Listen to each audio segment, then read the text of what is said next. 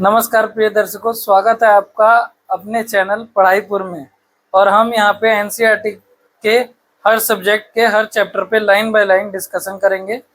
आज हम class 9th का फर्स्ट चैप्टर फ्रांसीसी क्रांति पे चर्चा करेंगे विगतवार तरीके से, क्या कब कैसे क्यों हुआ। आइए, फ्रांसीसी क्रांति, जैसा कि इसमें दिख रहा है फ्रांस के बारे में चर्चा हो रही है।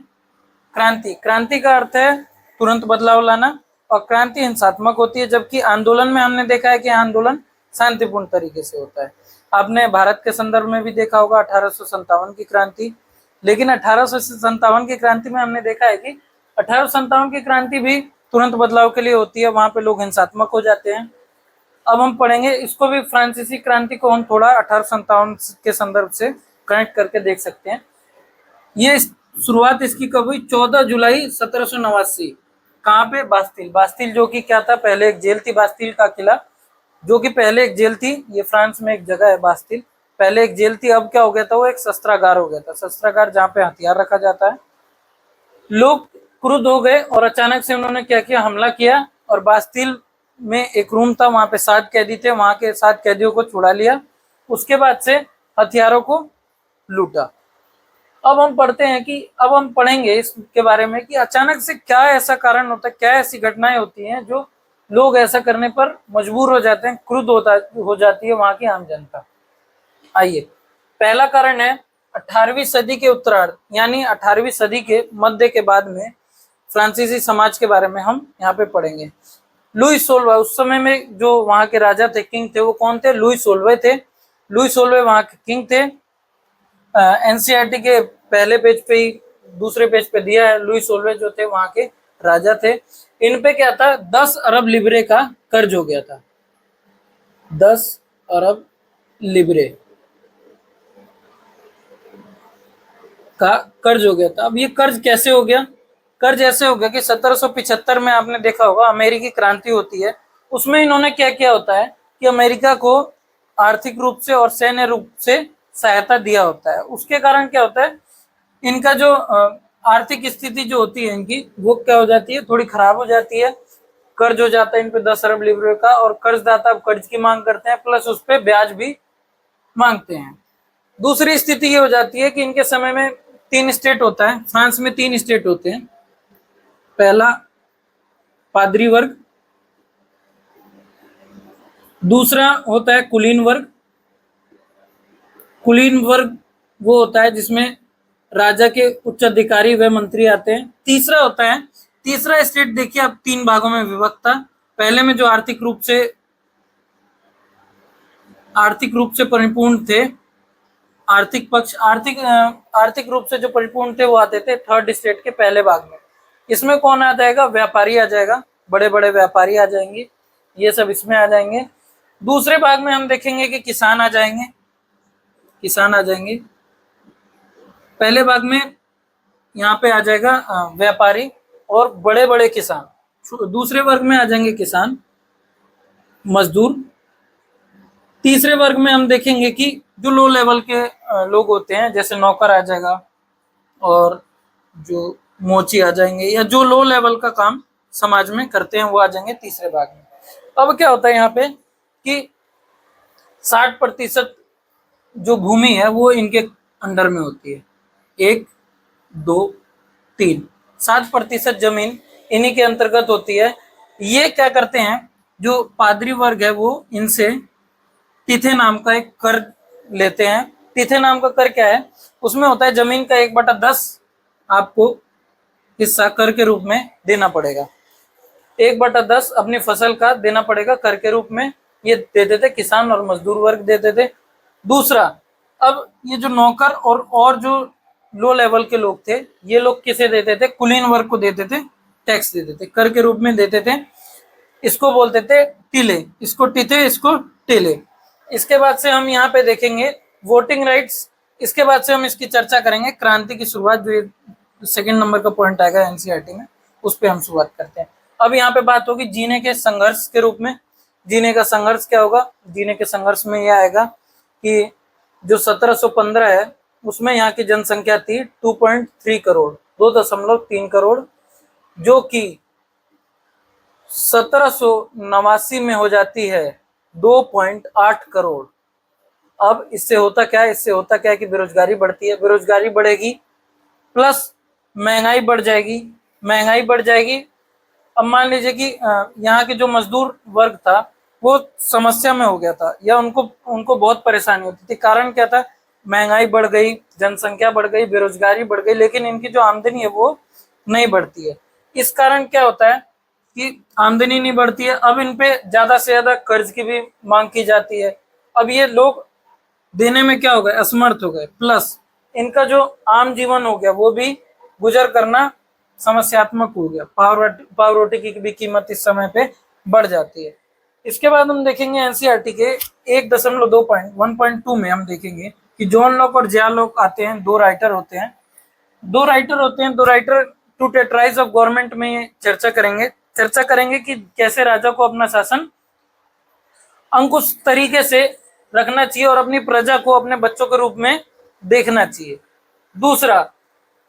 दूसरा मोंटेस्क्यू आते हैं राइटर, मोंटेस्क्यू क्या करेंगे, द स्पिरिट ऑफ लॉज में वो बताएंगे कि कैसे विधायिका, कार्यपालिका और न्यायपालिका एक अच्छे सरकार के रूप में भूमिका निभा सकती है और जिसमें जनता भी खुश रूप से रह सकती है।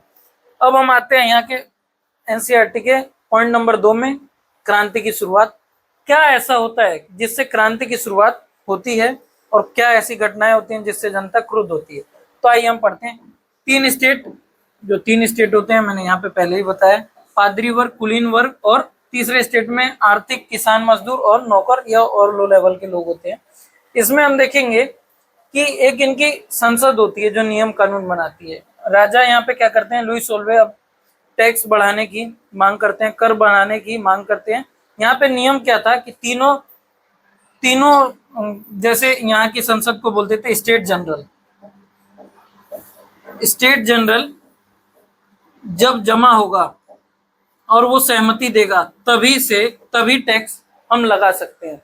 लेकिन टैक्स हम कहाँ पे लगाएंगे, स्टेट जनरल जो है अब क्या करेगा, स्टेट जनरल एकजुट होगा।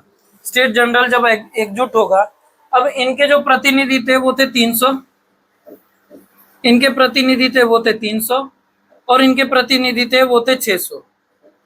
ये दोनों चाहेंगे तभी कोई नियम कानून में बदलाव आएगा, अन्यथा कोई नियम कानून में बदलाव नहीं आएगा। यहाँ पे जो 600 प्रतिनिधि हैं वो टैक्स देते थे ये दोनों लोग, लेकिन 600 लोगों का प्रतिनिधित्व या वोट ये करते थे। ये लोग, इन लोगों को वोटिंग करने का अधिकार नहीं था और ये लोग प्रतिनिधित्व भी नहीं कर सकते थे।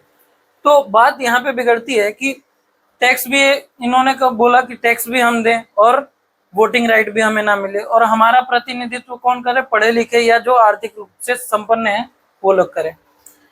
दूसरा कारण क्या होता है, अब ये लोग राजा के विरोध में आ जाते हैं और क्या करते हैं कि टेनिस कोर्ट एक होता है वर्साई में, वहां पे ये लोग क्या लेते हैं, ओथ लेते हैं, शपथ लेते हैं कि हम इनसे अलग होकर अपना एक समूह बनाएंगे, अपनी एक राजनीतिक संस्था बनाएंगे। उसको क्या बोला जाता है, स्टेट जनरल से अब ये चेंज होकर क्या हो जाती है, नेशनल असेंबली।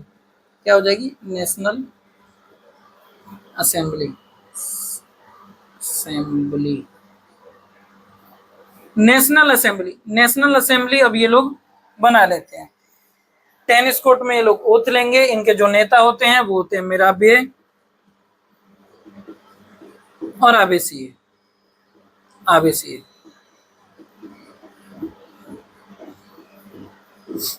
ये लोग यहाँ पे जमा होते हैं। अब ये लोग क्या करेंगे, मेन जो विद्रोह होता है राजा का वो किस लिए होता है, वोटिंग राइट के लिए। अब ये क्या करेंगे, यहाँ पे वोटिंग राइट कर देंगे 25 साल की उम्र से, 25 साल या 25 साल से ज्यादा के लोग, उम्र के ज्यादा के लोग, सिर्फ पुरुष, और वो भी कौन से पुरुष, जो 3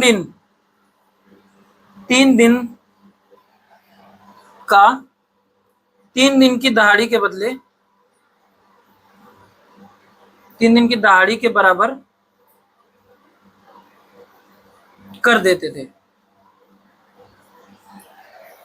वो पुरुष अब क्या करेंगे, यहाँ पे उनको वोट देने का, मतदान करने का अधिकार यहाँ पे प्राप्त हो जाएगा। उसके बाद हम क्या पढ़ेंगे कि अचानक एक कारण और होता है, अचानक एक कारण ये होता है कि ठंड, कड़ाके की इतनी ठंड पड़ती है कि वहां के लोगों की फसलें क्या होती है, खराब। एक तो पहले ही कर देना है, ऊपर से अब क्या हो गई, ठंड इतनी पड़ गई, कड़ाके की बर्फ पड़ने लगी कि वहां के लोगों की क्या हो गई, फसल खराब हो गई। फसलें क्या हो गई, खराब हो गई। फसल खराब हो जाती है, अब लोग क्या, जनता क्रुद्ध हो जाती है, पावरोटी की मांग, कीमत इतनी बढ़ जाती है, फसल खराब हो जाएगी तो पावरोटी की कीमत बढ़ जाएगी। क्यों बढ़, 2.1 2.1 संवैधानिक राजतंत्र। संवैधानिक राजतंत्र में क्या होता है कि संविधान बनते हैं, संविधान द्वारा नियम कानून बनते हैं। संविधान द्वारा नियम कानून कब बनने चालू हो जाएगा, 1791 में। उसके बाद क्या होगा कि 25 वर्ष के जो पुरुष हैं, जो 3 दिन की दहाड़ी के बराबर कर देते हैं, उनको क्या होगा, वोट देने, मतदान देने का अधिकार मिल जाएगा। इसमें इतना ही है, ज्यादा कुछ इस टॉपिक में नहीं है। अगला टॉपिक है गणतंत्र की स्थापना। गणतंत्र की स्थापना में क्या है, गणतंत्र का अर्थ होता है कि जनता द्वारा सरकार चुनी जाती है, वो उसमें क्या होता है, गणतंत्र उसको बोलते हैं, गणतंत्र की स्थापना। नियम कानून इनका अपना हो जाता है, संविधान अपना हो जाएगा। उसके बाद से क्या देखेंगे हम यहाँ पे, मार्सिले। मार्सिले कौन थे, मार्सिले गीत है। उस समय हुआ क्या था कि ऑस्ट्रिया और प्रसा के विरुद्ध क्या हो गया था, फ्रांस ने युद्ध किया था।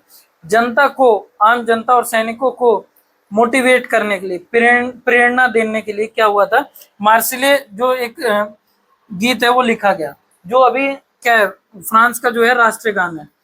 लेकिन अब इसको लिखा किसने था, रॉजेट डी लोयल ने लिखा था, वहां की जनता को प्रेरित करने के लिए। इसके बाद हम देखेंगे कि जैकोबिन क्लब सामने आता है। जैकोबिन क्लब क्या है, बहुत सारे क्लब उस समय देखने को आए, 50 से 60 लगभग क्लब उस समय अस्तित्व में आते हैं। लेकिन जैकोबिन क्लब जो था, एक मुख्य क्लब था, जो सेंट जैकब के नाम पे, जो एक सैन्य अधिकारी थे उनके नाम पे पड़ा था। इसमें कौन पार्टिसिपेट करता था, इसमें कौन सहभागिता देता था, जो यहाँ पे तीसरे जो स्टेट है उसके जो किसान, मजदूर, और जो थर्ड जो लो लेवल के लोग थे वो देते थे, बेकरी वाले और जो लो लेवल का काम करते थे, नौकर वगैरह भी इसमें पार्टिसिपेट करते हैं। इसमें देखेंगे कि यहाँ के जो लोग हैं वो लाल टोपी पहनते थे, जो स्वतंत्रता का प्रतीक है, स्वतंत्रता को ये दर्शाता है। उसके बाद से यहाँ पे देखेंगे कि एक ये लोग फिर वोटिंग राइट के लिए जो लड़ाई थी, या जो विद्रोह चल रहा था जनता को, वो नियम कानून में क्या लाते हैं, 21 वर्ष के पुरुष, 21 वर्ष या उससे अधिक के पुरुष वोट दे सकते हैं, सिर्फ पुरुष, महिलाएं नहीं। और यहाँ पे ये जो तीसरे में जो ये चीज है, यहाँ पे ये जो 25 वर्ष या उससे अधिक के पुरुष जो 3 दिन की दहाड़ी के बराबर कर देते थे, अब यहाँ पे वो चीज क्या हो गई है, वो यहाँ पे ये चीज खत्म हो गई है, और सिर्फ 21 या उससे अधिक वर्ष के पुरुषों को वोट देने का, मतदान करने का अधिकार था। इसके बाद हम देखेंगे जैकोबिन क्लब जो मुख्य रूप से अपने नियम कानून बनाता है। उसके बाद ये क्या करेगा, रोबेस्पियर आएंगे इसमें, रोबेस्पियर को ही अपना नेता बनाते हैं। रोबेस्पियर क्या करेंगे, इनके नेता बनेंगे, और इनका शासनकाल आएगा। इसके बाद हम पढ़ेंगे रोबेस्पियर का शासनकाल, क्यों इनके शासनकाल को आतंक का काल कहा जाता है।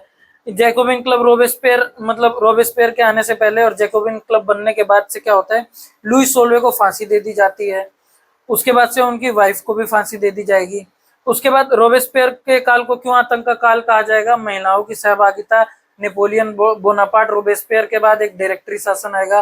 फिर महिलाओं की क्या सहभागिता है फ्रांसीसी क्रांति में, नेपोलियन बोनापार्ट और उनका शासन कैसे आएगा, कैसे उनका शासन खत्म होगा, कैसे चैप्टर खत्म होगा, ये भी हम पढ़ेंगे। उसके बाद से लाइक, शेयर और सब्सक्राइब जरूर करें।